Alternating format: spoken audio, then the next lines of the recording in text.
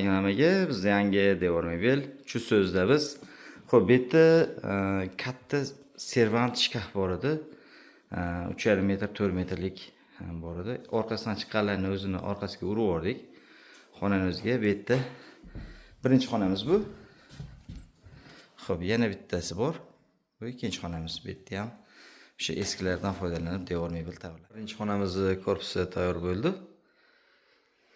Ikkita taraf ham garderob bo'lyapti. O'rta servant bo'ladi. O'zlarining servantlaridan foydalanib qilamiz. Ikkinchi xonamiz ham korpusi tayyor bo'ldi. Bu yerda 3 ta taxmon bo'ladi. Ikki chekkasi ko'rpa taxlaydigan.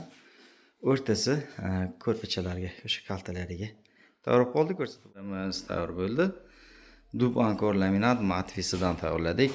Xo'p, arzon variant, orqasi o'zini holatda qolgan ikkala xonamiz ham. Xo'p, bu xonamizga zerkala o'rnatib berdik o'sha ustuniga.